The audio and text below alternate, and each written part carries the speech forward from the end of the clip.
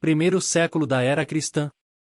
A história da Igreja de Deus tem sido sempre, desde a era apostólica até o presente, a história da graça divina no meio dos erros dos homens. Muitas vezes se tem dito isso, e qualquer pessoa que examine essa história com atenção não pode deixar de se convencer que assim é. Lendo as epístolas do Novo Testamento vemos que mesmo nos tempos apostólicos o erro se manifestou, e que a inimizade, as contendas, as iras, as brigas e as discórdias, com outros males, tinham apagado o amor no coração de muitos crentes verdadeiros. Deixaram as suas primeiras obras e o seu primeiro amor, e alguns que tinham principiado pelo Espírito, procuravam depois ser aperfeiçoados pela carne. Mas havia muito mais do que isso. Não somente existiam alguns verdadeiros crentes em cujas vidas se viam muitas irregularidades, e que procuravam, pelas suas palavras, atrair discípulos a si, como também havia outros que não eram de modo algum cristãos, mas que entraram despercebidamente entre os irmãos, semeando ali a discórdia. Isto descreve o estado de coisas a que se referem os primeiros versículos do capítulo 2 de Apocalipse, na carta escrita ao anjo da igreja em Éfeso. Tempos de perseguição. Porém estava para chegar um tempo de perseguição para a igreja, e isso foi permitido pelo Senhor, na sua graça, a fim de que se pudessem distinguir os fiéis. Esta perseguição, instigada pelo imperador romano Nero, foi a primeira das 10 perseguições gerais que continuaram, quase sem interrupção, durante 3 séculos. Por que razão permite Deus que o seu povo amado sofra assim? Muitas vezes se tem feito esta pergunta, e a resposta é simples, e é porque ele ama esse povo. Podia haver, e sem dúvida há, outras razões, porém a principal é esta: ele o ama. Porque o Senhor corrige o que ama, e se o coração se desviar, tornar-se-á necessária a disciplina. Com que facilidade o mal se liga, mesmo ao melhor dos homens. Mas, na fornalha da aflição, a escória separa-se do metal precioso, sendo aquela consumida. Ainda mais, quando suportamos a correção de Deus, ele nos trata como filhos, e se sofremos com paciência, cada provocação pela qual ele nos faz passar dará em resultado mais uma bênção para a nossa alma. Tal experiência não nos é agradável, nem seria uma provocação se o fosse, porém, a noite de tristeza sucede a manhã de alegria, e dizemos com o salmista Davi: foi bom para mim, ter sofrido aflição. Por que e que Deus permite a perseguição? Mas Deus permite, algumas vezes, que a malvadez leve o homem muito longe em perseguir os cristãos, a fim de ficar manifestado o que está no seu coração, e por isso não é de estranhar que na alma do cristão que não tem apreciado esta verdade se levantem dúvidas e dificuldades, e que comece a queixar-se de o caminho ser custoso, e da mão do opressor ser pesada sobre ele. 8. O Senhor, porém, não nos deixa na terra para nós nos queixarmos das dificuldades, nem para recuarmos diante da ira dos homens. Temos de servir ao Mestre e resistir ao inimigo, porém é somente quando estamos fortalecidos no Senhor e na força do seu poder que podemos prestar esse serviço, ou resistir efetivamente a esse inimigo. Esta história pretende indicar quão dignamente se fez isto nos tempos passados, porém se quisermos compreender a maneira como Deus tem tratado o seu povo, sempre nos devemos lembrar de que a milícia cristã é diferente de qualquer outra, e que uma parte da sua resistência é o sofrer. As armas da nossa milícia não são carnais, mas sim espirituais, e o cristão que se serve de armas carnais mostra sem dúvida que não aprecia o caráter do verdadeiro crente. Não pode ter apreciado com inteligência espiritual o caminho do seu Senhor, ou compreendido o sentido das suas palavras: o meu reino não é deste mundo, se o meu reino fosse deste mundo pelejariam os meus servos. A igreja militante é uma igreja que sofre, mas se empregar as armas carnais, deixa na verdade de combater. No ousado e santo Estevão temos um exemplo do verdadeiro crente militante. Foi ele o primeiro mártir cristão. E que grande vitória ele ganhou para a causa de Cristo quando morreu pedindo ao Senhor pelos seus perseguidores. Davi, séculos antes da era cristã, disse: o justo se alegrará quando vir a vingança, lavará os seus pés no sangue do ímpio. Porém Estevão, que viveu na época cristã, orou em sem.h. não lhes imputes este pecado. E isto foi um exemplo da verdadeira milícia cristã. A primeira onda da perseguição geral que veio sobre a igreja fez-se sentir no ano 64, no reinado do imperador Nero, que tinha governado já com uma certa tolerância durante 9 anos. Neste tempo, o assassinato de sua mãe, e a sua indiferença brutal depois de ter praticado aquele crime tão monstruoso, mostrou claramente a sua natural disposição, e indicou ao povo aquilo que havia de esperar dele. Desgraçadamente, as tristes apreensões que muitos tinham a seu respeito tornaram-se em negra realidade. Roma incendiada. Uma noite no mês de julho, no ano acima citado, os habitantes de Roma foram despertados do sono pelo grito de fogo.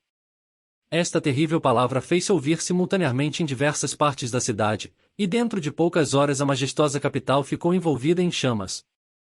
A grande arena situada entre os montes Palatino e Aventino, onde cabiam 150.000 pessoas, em pouco tempo estava ardendo, assim como a maior parte dos edifícios públicos, os monumentos e casas particulares. O fogo continuou por espaço de 9 dias, e Nero, por cujas ordens se tinha praticado este ato tão monstruoso, presenciou a cena da Torre de Mecenas, onde manifestou o prazer que teve em ver a beleza do espetáculo, e, vestido como um ator, acompanhando-se com a música da sua lira, cantou o incêndio da antiga Troia. O grande ódio que lhe votaram em consequência deste ato, envergonhou e tornou-o receoso, e com a atividade que lhe deu a sua consciência desassossegada, logo achou o meio de se livrar dessa situação. O rápido desenvolvimento do cristianismo já tinha levantado muitos inimigos contra essa nova doutrina. Muita gente havia em Roma que estava interessada na sua supressão, por isso não podia haver nada mais oportuno, e ao mesmo tempo mais simples para Nero, do que lançar a culpa do crime sobre os inofensivos cristãos. Tácito, um historiador pagão, que não era de modo algum favorável ao cristianismo, fala da conduta de Nero da seguinte maneira: nem os seus esforços, nem a sua generosidade para com o povo, nem as suas ofertas aos deuses, podiam pagar a infame acusação que pesava sobre ele de ter ordenado que se lançasse fogo à cidade. Portanto, para pôr termo a este boato, culpou do crime, e infligiu os mais cruéis castigos a uns homens, a quem o vulgo chamava cristãos, e acrescenta, em quem lhes deu esse nome foi Cristo, a quem Pôncio Pilatos, procurador do imperador Tibério, deu a morte durante o reinado deste. Esta superstição perniciosa, assim reprimida por algum tempo, rebentou de novo, e espalhou-se não só pela Judéia, onde o mal começara, mas também por Roma, para onde tudo quanto é mal na terra se encaminha e é praticado. Alguns que confessaram pertencer a essa seita foram os primeiros a ser presos, e em seguida, por informações destes prenderam mais uma grande multidão de pessoas, culpando-as, não tanto do crime de terem queimado Roma, mas de odiarem o gênero humano. É quase escusado dizer que os cristãos não nutriam ódio algum pela humanidade, mas sim pela terrível idolatria que prevalecia em todo o Império Romano, e só por este motivo eram considerados como inimigos da raça humana. Cruéis tormentos dos crentes. Não se sabe quantos sofreram por essa ocasião, mas de certo foram muitos, e eram-lhes aplicadas todas as torturas que um espírito engenhoso e cruel podia imaginar, para satisfazer os depravados gostos do imperador. Alguns foram vestidos com peles de animais ferozes, e perseguidos pelos cães até serem mortos, outros foram crucificados, outros envolvidos em panos alcatroados, e depois incendiados ao pôr do sol, para que pudessem servir de luzes para iluminar a cidade durante a noite. Nero cedia os seus próprios jardins para essas execuções e apresentava, ao mesmo tempo, alguns jogos de circo, presenciando toda a cena vestido de carreiro, indo umas vezes a pé no meio da multidão, outras vendo o espetáculo do seu carro. Hegesipo, um escritor do segundo século, faz algumas referências interessantes sobre o apóstolo Tiago, que acabou a sua carreira durante esse período, e fornece um detalhado relatório do seu martírio, que podemos inserir aqui. Consta que o apóstolo tinha o nome de Oblias, que significava justiça e proteção, devido à sua grande piedade e dedicação pelo povo. Também se refere aos seus costumes austeros, que sem dúvida contribuíram para aumentar a sua fama entre o povo. Ele não bebia bebidas alcoólicas de qualidade alguma, nem tampouco comia carne. Só ele teve licença de entrar no santuário. Nunca vestiu roupa escolhendo ele aquela posição por se achar indigno de sofrer na mesma posição em que sofreu o seu senhor. Paulo, que sofreu no mesmo dia, foi poupado a uma morte tão dolorosa e lenta, sendo degolado. A estes santos apóstolos, acrescenta Clemente, se ajuntaram muitos outros, que tendo da mesma maneira sofrido vários martírios e tormentos, motivados pela inveja dos outros, nos deixaram um glorioso exemplo. Pelos mesmos motivos, foram perseguidos, tanto mulheres como homens, e tendo sofrido castigos terríveis e cruéis, concluíram a carreira da sua fé com firmeza. Morte de Nero. O miserável Nero morreu às suas próprias mãos, no ano 63, cheio de remorsos e de medo. Depois da sua morte a igreja teve descanso por espaço de 30 anos. Contudo, durante esse tempo Domiciano, a que podia quase levar a palma Nero, quanto à intolerância e crueldade, subiu ao trono, e depois de 14 anos do seu reinado, rebentou a perseguição geral. Tendo chegado aos ouvidos do imperador que alguém, descendente de Davi, e de quem se tinha dito, com vara de ferro regerá todas as nações, vivia na Judéia, fez com que se procedesse à investigação, e 2 netos de Judas, o irmão do Senhor Jesus, foram presos e conduzidos à sua presença. Quando ele, porém, olhou para as suas mãos, calosas e ásperas pelo trabalho, e viu que eram uns homens pobres, que esperavam por um reino celeste, e nada queriam saber do reino terrestre, despediu-os com desprezo. Disse que eles foram corajosos e fiéis em testemunhar a verdade perante o imperador, e que, quando voltaram para sua terra natal, foram recebidos com amizade e honras pelos irmãos. Perseguição a João. Pouco se sabe a respeito desta perseguição, mas esse pouco é sem dúvida interessante. E entre os muitos mártires que sofreram, encontra-se João, o discípulo amado de Jesus, e Timóteo, a quem Paulo escreveu com tão afeiçoada solicitude. Diz a tradição que o primeiro foi lançado, por ordem do tirano, numa caldeira de azeite fervente, mas, por um milagre, saiu de lá ileso. Incapaz de o ferir no corpo, o imperador desterrou-o para a ilha de Patmos, onde foi obrigado a trabalhar nas minas. Foi ali que ele escreveu o livro de Apocalipse, e teria sem dúvida terminado ali mesmo a sua vida, se não fosse a inesperada morte do imperador, assassinado pelo próprio administrador da sua casa, no dia 18 de setembro de 96 d.C. Sendo então o apóstolo João posto em liberdade, voltou para Éfeso, onde escreveu a sua história do Evangelho e as 3 epístolas que têm o seu nome. Parece que ali, como sempre, foi levado em toda a sua vida pelo amor, e quando morreu, na avançada idade de 100 anos, deixou, como legado duradouro, este simples preceito: em filhinhos, amai-vos uns aos outros. Frase simples esta, e pronunciada há muitos anos, mas qual de nós tem verdadeiramente aprendido o seu sentido? Assassinato de Timóteo. Timóteo sustentou virilmente a verdade, na mesma cidade, até o ano 97, em que foi morto pela turba numa festa idólatra.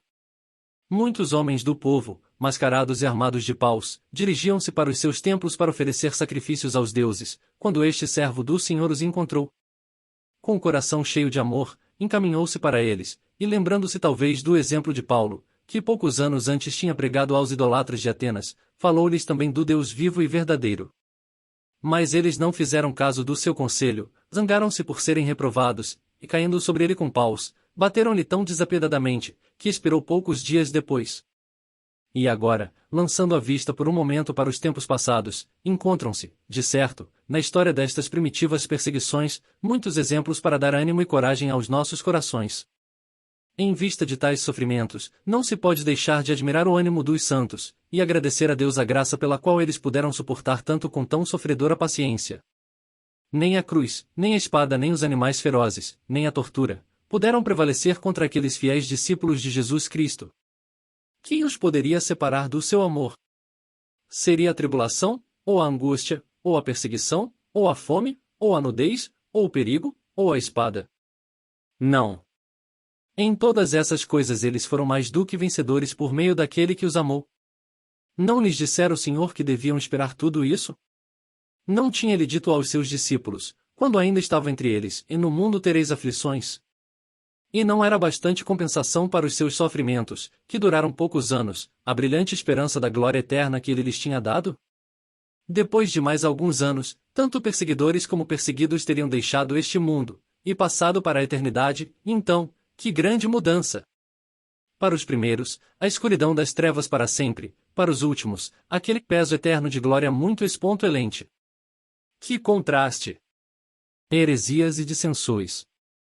Estando para terminar este capítulo, devemos notar a impossibilidade que temos em vista, por causa do pequeno espaço de que dispomos, de enumerar todas as heresias e dissensões que têm entristecido e dividido a Igreja de Deus desde o seu princípio. Portanto, apenas nos propomos a lançar a vista para os atos que nos apresentem maior interesse, tanto pela sua especial astúcia, como pela sua grande influência.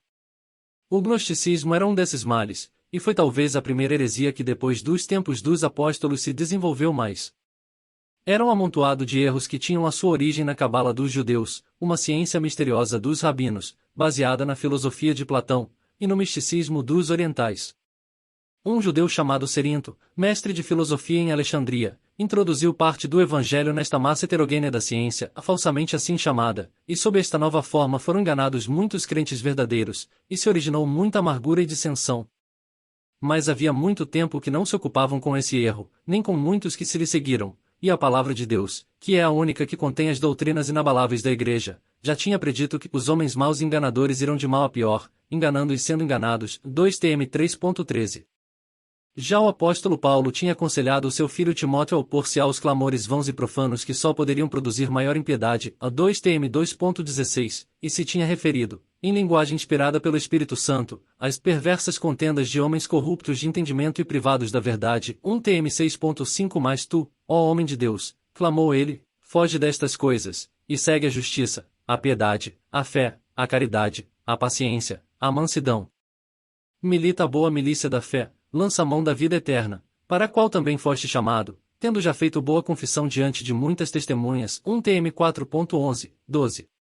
O amado apóstolo já tinha combatido o bom combate e acabado a sua carreira e guardado a fé, e com a consciência que o esperava pronunciou palavras que deviam servir para animar a Igreja de Deus nos tempos futuros. Pelo demais a coroa da justiça está me guardada, a qual o Senhor, justo juiz, me dará naquele dia, e não somente a mim, mas também a todos os que amarem a sua vinda. 2 Tim 4.7, 8. 2. Segundo século da era cristã. Reinados de Nerva, Trajano e Marco Aurélio. Havia apenas 18 meses que Domiciano tinha morrido, quando a Igreja, que ficará isenta de perseguição durante o curto reinado de Coxei Nerva, seu sucessor, começou novamente a sofrer. Nerva era um homem de caráter brando e generoso, e tratou bem os cristãos, e com uma benignidade digna de louvor restabeleceu todos que tinham sido expatriados pela perseguição de Domiciano. Porém, depois de um reinado de 16 meses, foi atacado por uma febre, da qual nunca se curou. O seu sucessor, Trajano, deixou os cristãos tranquilos por algum tempo, mas sendo levado a suspeitar deles, determinou que se renovasse a perseguição, e, sendo possível, que se exterminasse a nova religião, por meios decisivos e severos. Parecia ao seu espírito orgulhoso que o cristianismo era uma ofensa, um insulto para a natureza humana, e que o seu ensino era, como efetivamente o era, inteiramente oposto à filosofia dos seus tempos, em uma filosofia que levava os homens a deuses, e tornava a humildade e brandura dos cristãos efeminada e desprezível. Mas Trajano não tinha a crueldade de Nero, nem de Domiciano, e podia-se notar nessa ocasião uma perplexidade e indecisão na sua conduta, que contrastava, de uma maneira notável, com a inflexibilidade de propósito que ordinariamente mostrava nos seus atos. Pela sua carta a Plínio, governador de Bitínia e Ponto, pode-se ver que ele não sentia prazer algum na tortura ou na execução dos seus súditos. Nessa carta diz ele claramente, e não se deve andar à procura dessa gente, e acrescenta, em se alguém renunciar ao cristianismo, e mostrar a sua sinceridade suplicando aos nossos deuses, alcançará o perdão pelo seu arrependimento. Em suma, era a religião, e não os seus adeptos, que Trajano odiava. Uma carta de Plínio. A carta de Plínio ao imperador e a resposta deste, são cheias de interesse. Um dos períodos dessa carta rezava assim: todo crime ou erro dos cristãos se resume nisto, em tem por costume reunirem-se num certo dia, antes do romper da aurora, e cantarem juntos um hino a Cristo, como se fosse um Deus, e se ligarem por um juramento de não cometerem qualquer iniquidade, de não serem culpados de roubo ou adultério, de nunca desmentirem a sua palavra, nem negarem qualquer penhor que lhes fosse confiado, quando fossem chamados a restituí-lo.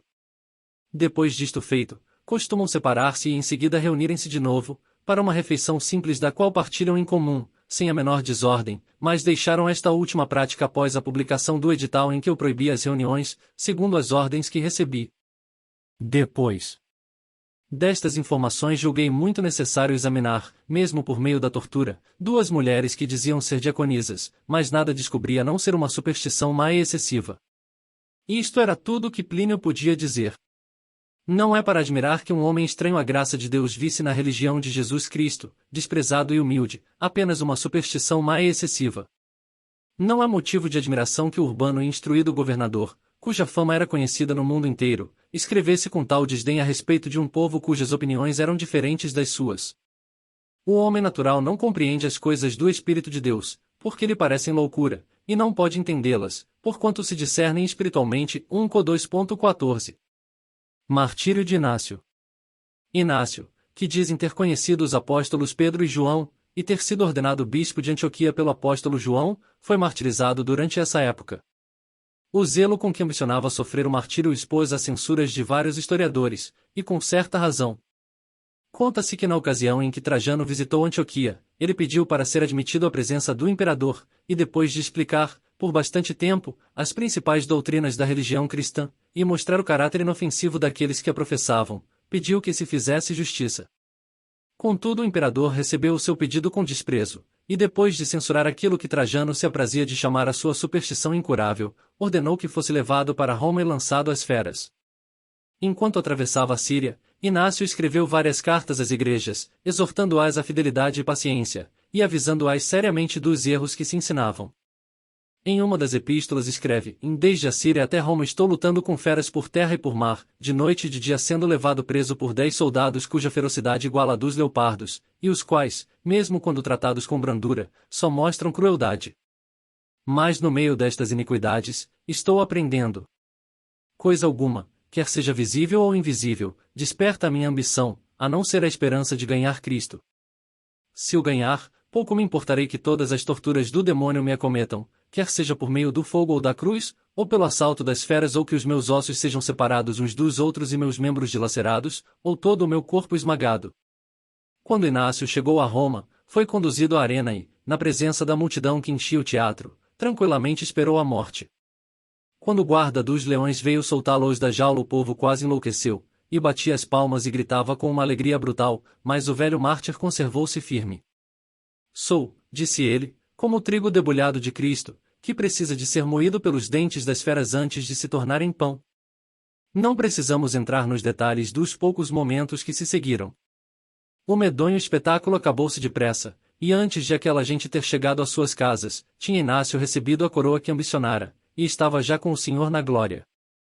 30 anos de sossego.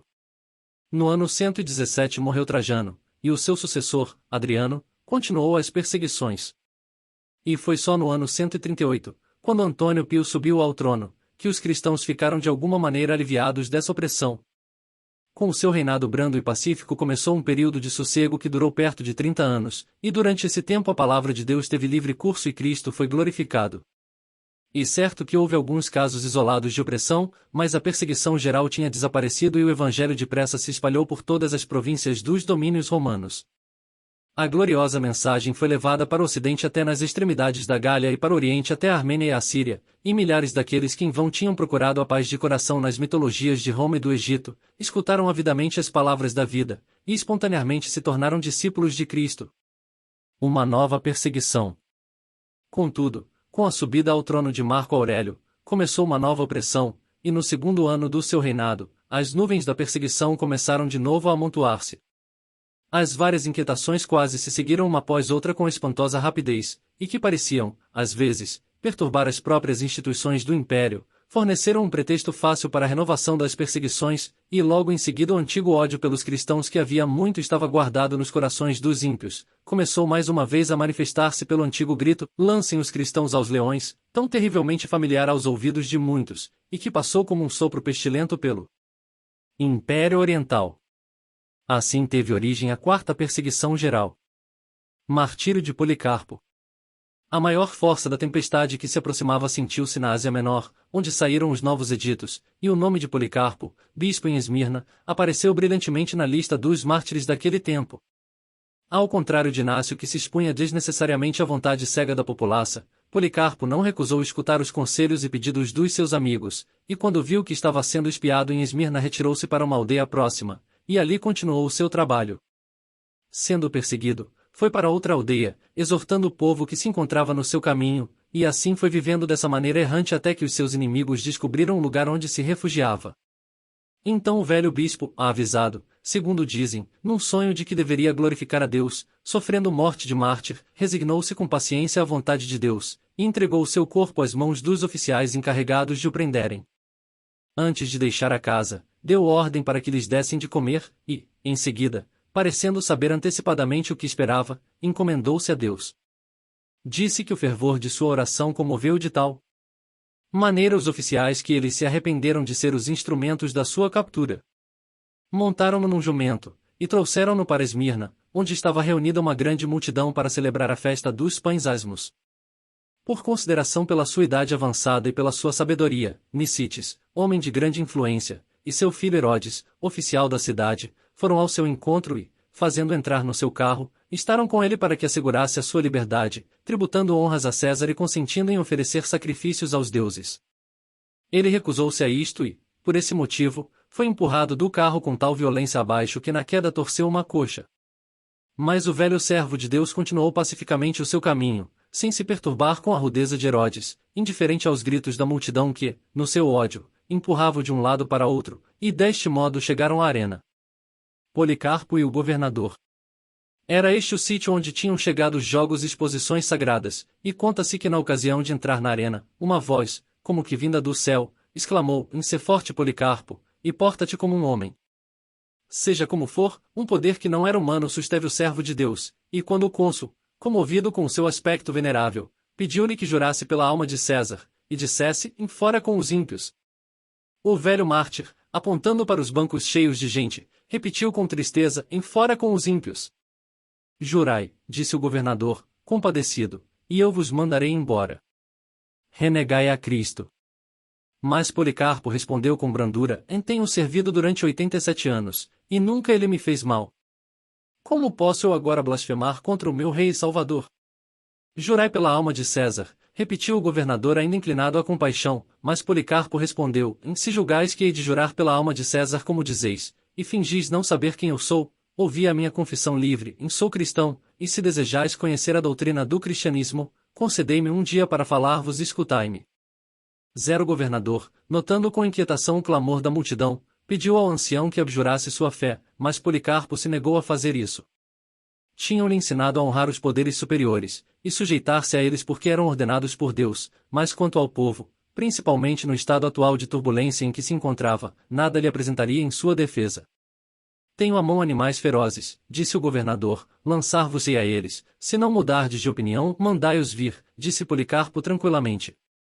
O velho peregrino alegrava-se com a perspectiva de se ver prontamente livre de um mundo ímpio e cheio de perseguições, e sua tranquila intrepidez exasperou o governador, que por esse motivo ameaçou queimá-lo, mas o intrépido Policarpo respondeu: "Ameaçais-me com o fogo que arde por um momento, e depressa se apaga, mas nada sabeis da pena futura, e do fogo eterno reservado aos ímpios." O governador perdeu completamente a paciência, mandou um arauto apregoar no meio da arena: "Policarpo é cristão." Esta proclamação foi repetida 3 vezes, como era de costume, e a raiva da população chegou ao auge. Viram no velho prisioneiro um homem que tinha desprezado os seus deuses, e cujo ensino tinha retirado o povo dos seus templos, e tornou-se geral o grito de: "Lancem Policarpo aos leões." Mas a hora do espetáculo já tinha passado, e o asiarca que tinha aos seus cuidados os espetáculos públicos recusou-se a fazer a vontade do povo. Se ainda estavam dispostos a dar-lhe a morte, tinham de escolher qualquer outro dia, e assim, pois, se ouviu imediatamente o grito para que Policarpo fosse queimado. A lenha e a palha estavam ali à mão, e a vítima, depois de ser despojada da sua capa, foi levada às pressas para o poste. Queriam pregá-lo a ele, mas Policarpo pediu-lhes para ser simplesmente atado, e concederam-lhe isso. Tendo em seguida recomendado a sua alma a Deus, deu o sinal ao algoz, e este logo lançou fogo à palha. Mas, diz a tradição, os acontecimentos maravilhosos do dia ainda não tinham chegado ao seu fim. Por qualquer razão desconhecida, as chamas não tocaram no corpo de Policarpo, e os espectadores, vendo-se enganados, olhavam uns para os outros na maior admiração. Contudo, o ódio venceu a superstição, e pediram ao algoz que matasse a vítima a golpes de espada. Assim se fez, o golpe fatal foi imediatamente dado, e naquele momento de cruel martírio, o fiel servo do Senhor entregou a alma a Deus, e ficou para sempre longe do alcance dos seus perseguidores. Outros martírios. Muitos outros, em nada inferiores na fé e valor a Policarpo, ainda que menos distintos pelas suas aptidões, sofreram durante esta perseguição, e seria de muito interesse falar de alguns se o espaço permitisse. Seria, por exemplo, interessante falar de Germano, um jovem cristão cuja constância e coragem deram um testemunho tão brilhante da realidade de sua fé, mesmo na hora solene de sua morte, que muitos se converteram, ou de Justino de Nápoles, o qual, tendo estudado todos os sistemas filosóficos, e ocupando um lugar de destaque entre os professores do seu tempo, tomou-se com alegria um discípulo do meigo e sublime Jesus. E maravilhoso dizer que ele depois selou com o seu sangue o testemunho que tinha dado e alcançou no seu martírio um nome nobre, o de Justino, o filósofo, porque ainda é conhecido, e pelo qual será chamado para receber a sua coroa de mártir. Perseguição em Lyon e Viena. Em Leão e Viena também a fé dos crentes foi duramente provada, porque o inimigo das almas andava muito ativo. Toda a espécie de tortura que o espírito humano podia imaginar era infligida aos cristãos daquelas cidades, mas o número aumentava sempre, e qualquer esforço que se fizesse para exterminar a nova religião não fazia senão espalhá-la cada vez mais, e com maior rapidez. Foi ali que Blandina, uma escrava de aparência fraca e franzina, depois de sofrer com exemplar paciência as mais extraordinárias torturas, durante as quais os próprios perseguidores se cansaram, ganhou a coroa do martírio, e morreu dando glórias a Deus. Ali também Santos, diácono da igreja, e Mauro, que havia pouco se convertera ao cristianismo, sofreram nobremente pela verdade, bem como Atalo, de Pérgamo, Potimo, bispo de Lyon, e muitos outros. E assim, da mesma maneira que o metal precioso passa pelo fogo do refinador que o torna puro, também a Igreja de Deus passou pelo fogo e aflição, e uma grande parte da escória que andava ligada a ela separou-se e consumiu-se, enquanto que as fagulhas que saem do lume, levadas para aqui e para ali pelo vento da perseguição, atearam no peito de muitos o desejo de compreenderem este extraordinário assunto e, por assim dizer, entenderem a natureza deste novo metal que de tal modo podia suportar a prova de fogo. Uma carta a Justino.